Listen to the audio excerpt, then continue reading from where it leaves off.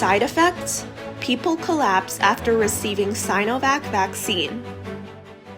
According to a report by Radio Free Asia, on January 14th, Ms. Dai Lanfang, a traveler from Shanghai to Hong Kong, told the station that after receiving the China-made vaccine, the staff at a Shanghai airline had symptoms of giddiness and were unable to work normally for days.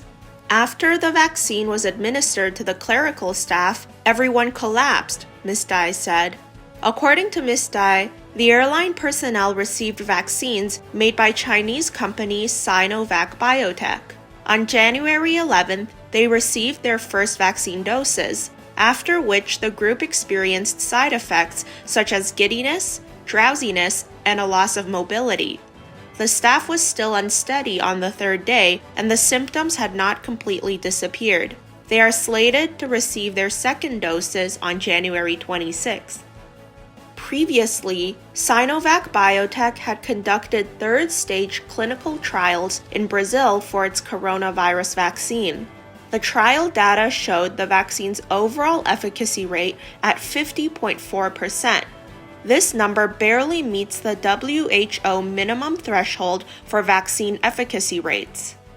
In China, 3 companies' inactivated coronavirus vaccines have been approved for emergency use, including those made by Sinovac Biotech.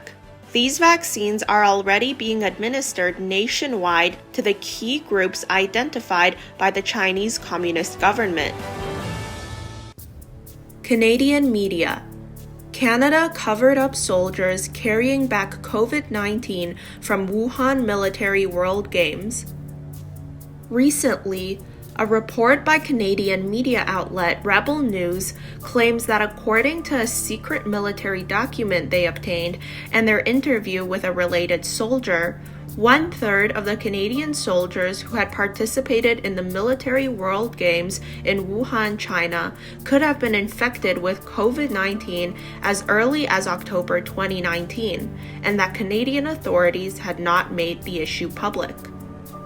The secret military document is titled Potential Exposure to 2019 Novel Coronavirus During 7th Military World Games in October 2019 in Wuhan, Hubei Province, China.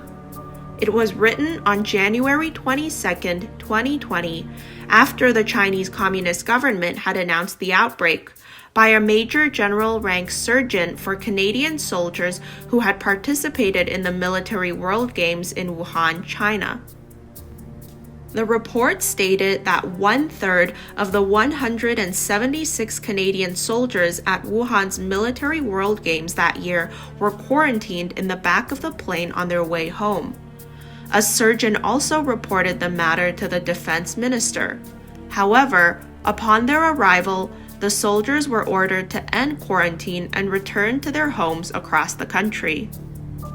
The report further claimed that when China's communist government announced on January 20th that the new coronavirus is contagious, the Canadian military actually negotiated with political leaders, refusing to test seriously ill soldiers for COVID-19. This suggests that Trudeau's government may have been helping the Chinese Communist Party to hide COVID-19's origin. I am open. Europeans protesting lockdowns.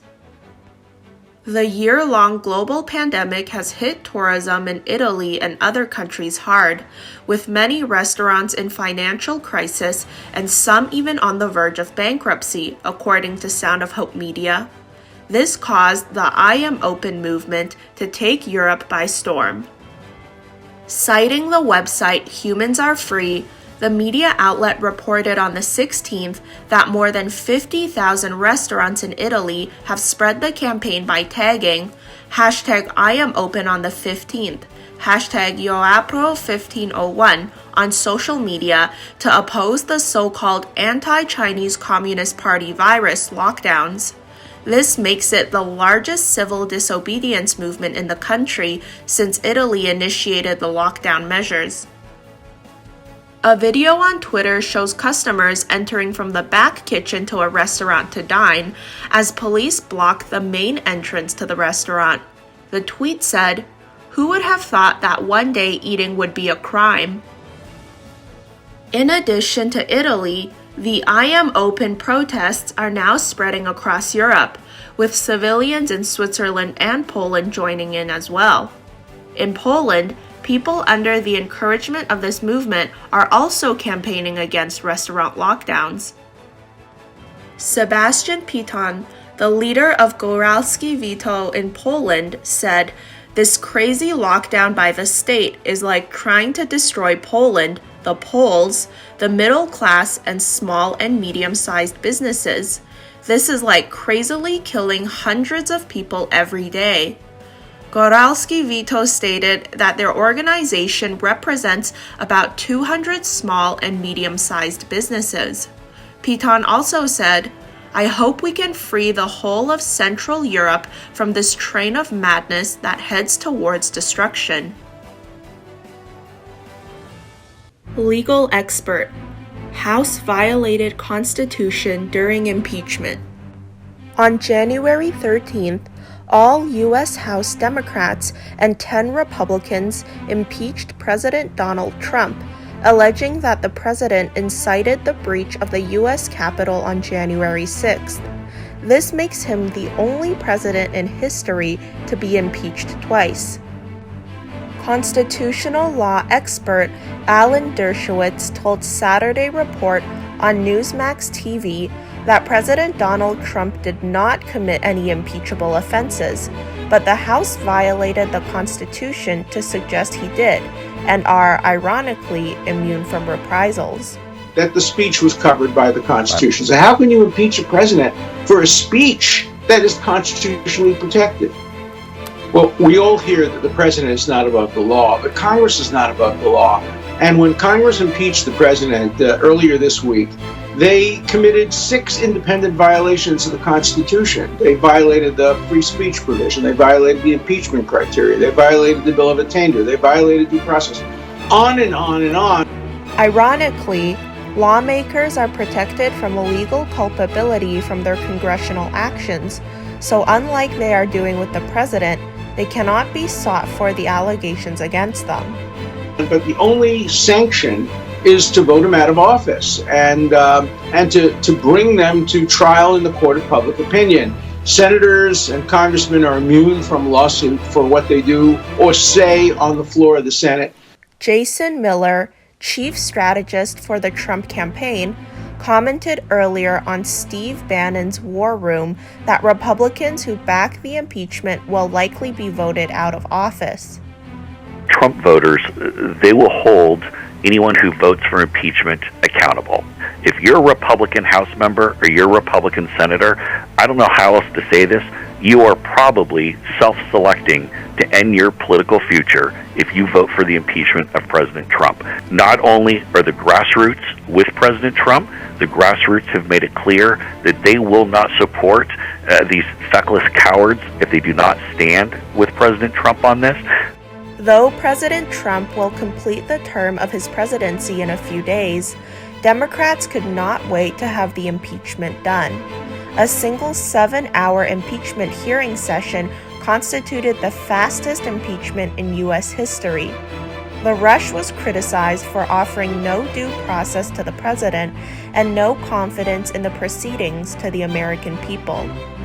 Number one, they want to make sure he can't ever run again. Number two, they want to strip his Secret Service protection. Number three, they want to abolish him from having a presidential library. They want to literally control, alt, delete on the entire presidency of Donald J. Trump and all 75 million of his supporters. Under the U.S. Constitution, the Senate conducts an impeachment trial when the House impeaches a president and can acquit a president or convict him.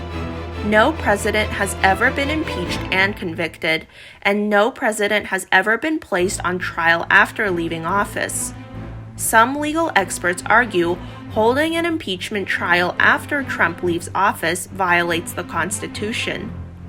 So there's no basis in the Constitution, in history, or any other place to try an ordinary civilian who has already left office and impeach him and remove him once again. You can't do that.